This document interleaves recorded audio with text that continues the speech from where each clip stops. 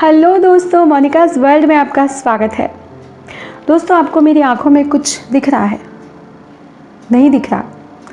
मेरी आंखों में आज एक अलग ही चमक है। पता है ये चमक किस बात की है? ये चमक है मेरी खुशी की। ये चमक है आप लोगों के प्यार की। आप लोगों ने मेरा जो लास्ट वीडियो था मोटिवेशनल स्टोरी का, उसको इतने व्यूज़ दिए हैं, इतने भर भर के व्यूज़ मिले हैं कि मेरा ये वीडियो एक ही दिन में वायरल हो चुका है।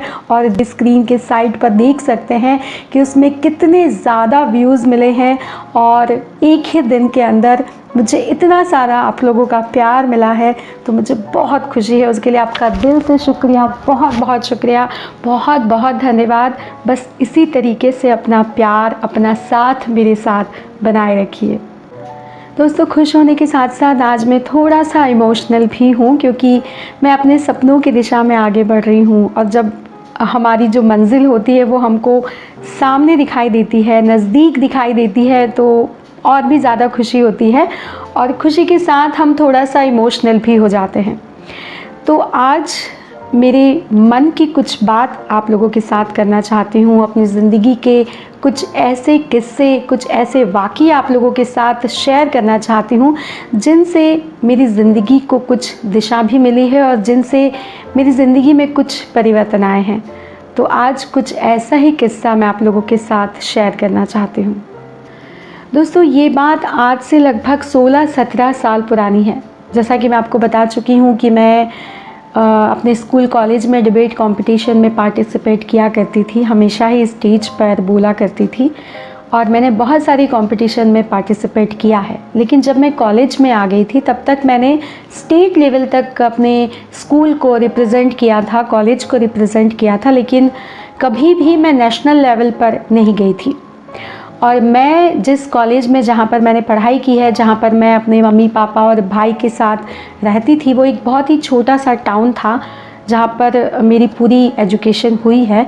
तो उस कॉलेज में जब मैं सेकेंड ईयर में थी तब मेरा सिलेक्शन पहली बार नेशनल लेवल के डिबेट के लिए हुआ था और पहली बार मुझे नेशनल लेवल पर अपने कॉलेज को, अपनी यूनिवर्सिटी को रिप्रेजेंट करने के लिए जाना था। दोस्तों, ये मेरे लिए, मेरे परिवार के लिए और साथ ही मेरे उस गांव के लिए बहुत ही ज़्यादा खुशी की बात थी, बहुत बड़ी बात थी, क्योंकि पहली बार उस गांव से, उस गांव की लड़की नेशनल लेवल पर एक डिबेट कंपटीशन में नेशनल लेवल पर रिप्रेजेंट करने के लिए जा रही थी। तो ये पूरे गांव के लिए बहुत खुशी की बात थी और सभी ने मुझे सर आँखों पर बिठाया। मेरे जो अड़ोसी पड़ोसी थे सभी लोग घर पर आए, सभी ने मुझे बधाई दी, आशीर्वाद दिया। पूरे गांव के लोगों ने बहुत ज़्यादा मेरा स्वागत किया और मुझे जीत कर आने के लिए हौसला दिया कि जब मैं नेशनल लेवल पर जाऊंगी तो उन्होंने मुझे हौसला दिया, आशीर्वाद दिया कि तुम्हें जीत कर ही आना है।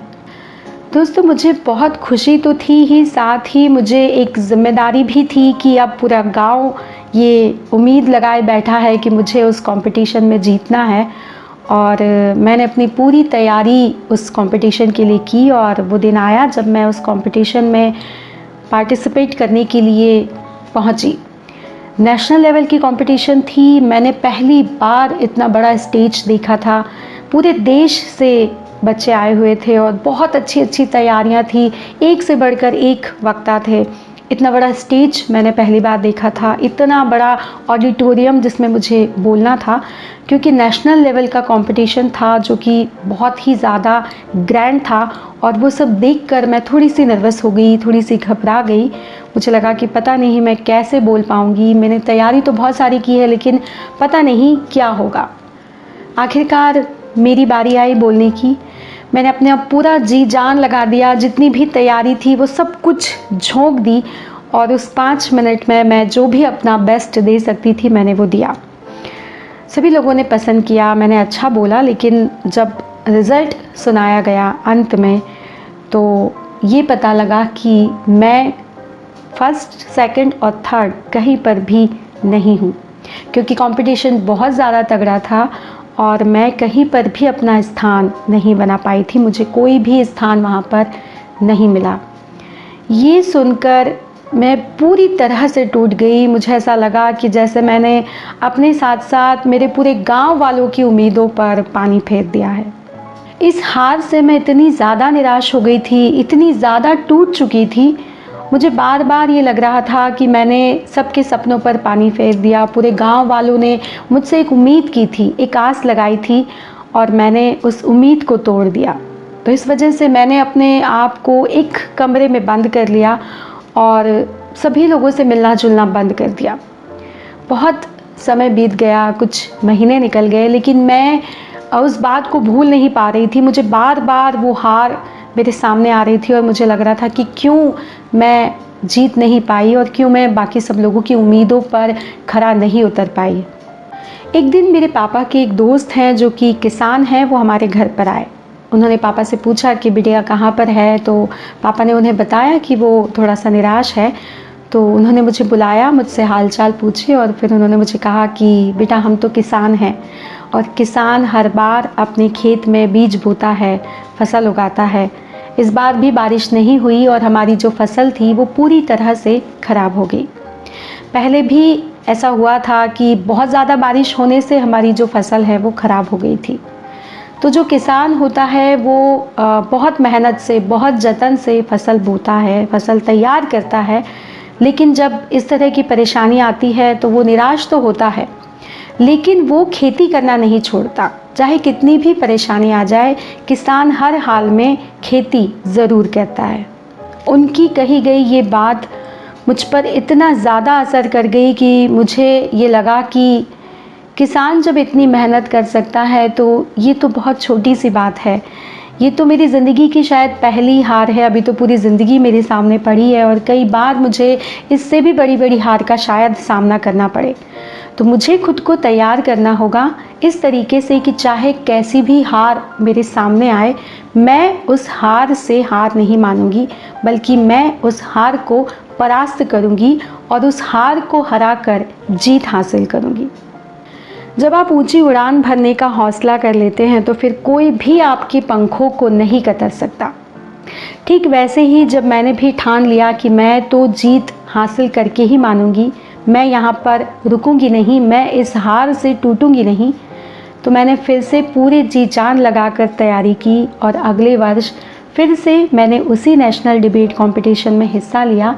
इस वर्ष भी मैंने नेशनल लेवल पर अपने यूनिवर्सिटी को रिप्रेजेंट किया और इस बार मैंने जीत हासिल की।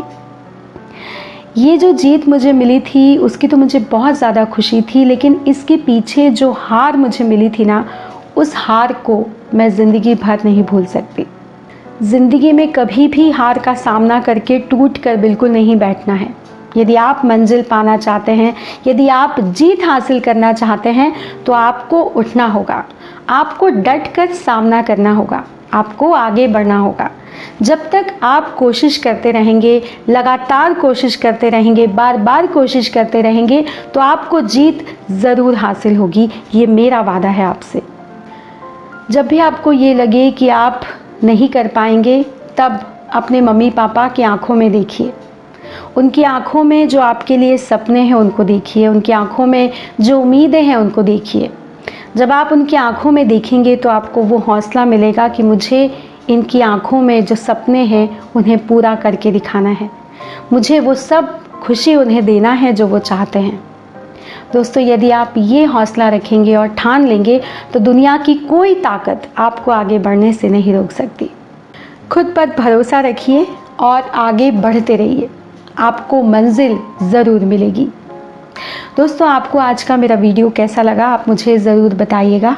साथ ही आपने यदि मेरे चैनल को सब्सक्राइब नहीं किया है तो प्लीज़ मेरे चैनल को सब्सक्राइब कीजिए। अगली वीडियो में अगले किसी विषय के साथ आपसे बहुत जल्द फिर मुलाकात होगी। तब तक के लिए आप अपना और अपनों का ख्याल रखिए। धन्यवाद दोस्तों।